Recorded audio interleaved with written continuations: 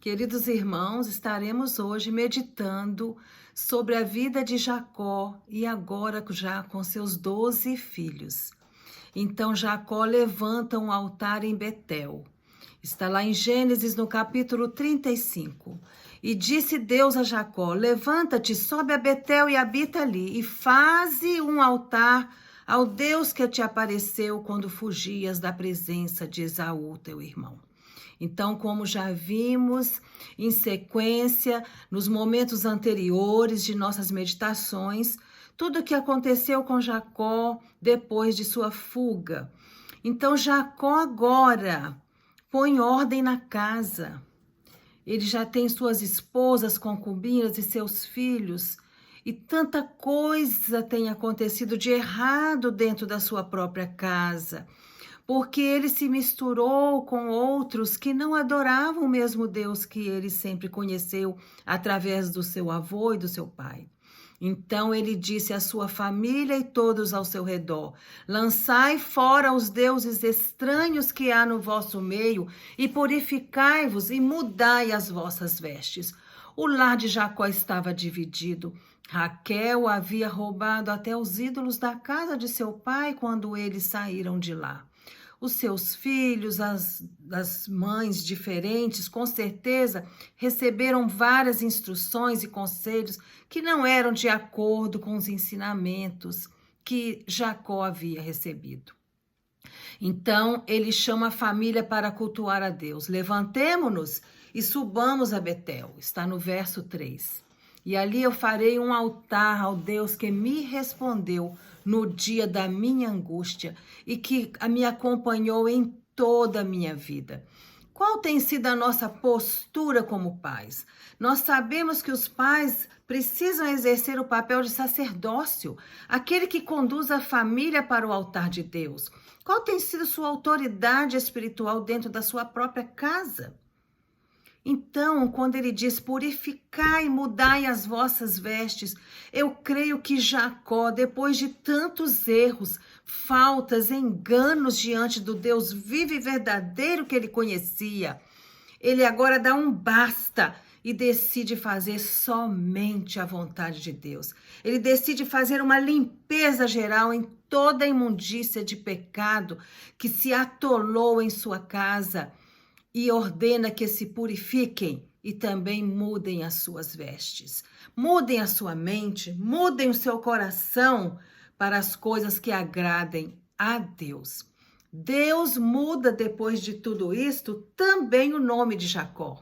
E disse-lhe Deus: o teu nome é Jacó, não te chamarás Jacó, porém Israel será o teu nome. E lhe chamou Israel. No verso 10 do capítulo 35 de Gênesis.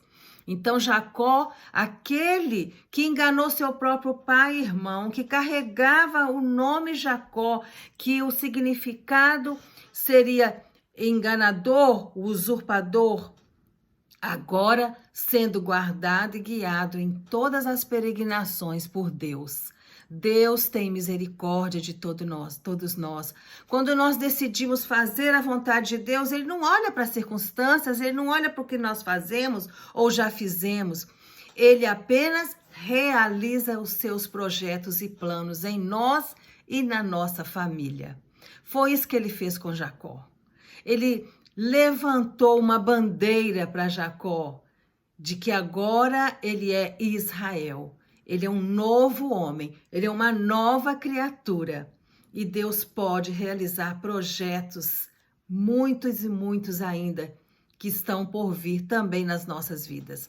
Deus ouviu o pedido também de Raquel, aquela vez quando ela teve José, não é? De ter mais um filho. E aí, naquela época, ela teve mais esse filho, que veio a se chamar Benjamim. Porém, durante seu parto, ela faleceu e foi sepultada no caminho de Efrata, que é Belém. Israel agora, sem Raquel, sua esposa amada, e com seus 12 filhos. E José e Benjamim, os filhos de Raquel. Isaac viveu 180 anos. Velho, farto de dias, morreu e os seus filhos Esaú e Jacó o sepultaram. Então, vê-se claramente aí que desde a reconciliação dos dois, que também já mencionamos em outros momentos, se encontravam de vez em quando, inclusive sepultaram juntos o seu próprio pai. Deus realiza por completo. Deus é perfeito. Israel habitou então ali nas terras das peregrinações do seu pai, na terra de Canaã. E José, já com seus 17 anos, um rapazinho, apacentava os rebanhos com seus irmãos. E havia dentro da casa preferência dentro de casa, uma preferência. Israel amava mais a José do que a todos os seus filhos, porque era filho da sua velhice. Então ele mandou fazer uma túnica muito especial para José, uma túnica talar de mangas compridas. E aconteceu o que é tão triste que hoje acontece também nas famílias, um ódio dentro da própria casa. Um dos sentimentos que mais destrói os relacionamentos, porque este amor diferenciado de Israel pelo seu filho José veio a gerar ódio, ciúme, antipatia por parte de seus irmãos. Está em Gênesis 37, verso 4. Ele também era chamado o jovem sonhador, José. Ele tinha sonhos tão estranhos, e nos dias de hoje nós diríamos então que eram sonhos meio mirabolantes.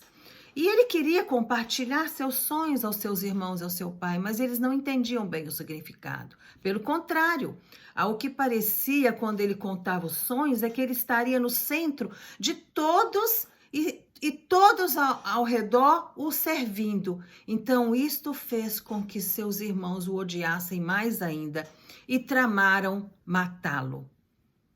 Mesmo assim, o amor de irmão, muitos dos nossos irmãos, o amor deles prevalece. E lá em Gênesis, no capítulo 37, verso 21, diz: Rubem, ouvindo o plano dos irmãos de matar José e lançá-lo numa cisterna, lhes disse: Não lhe tiremos a vida, não derrameis sangue, lançai-o nesta cisterna sem água no deserto.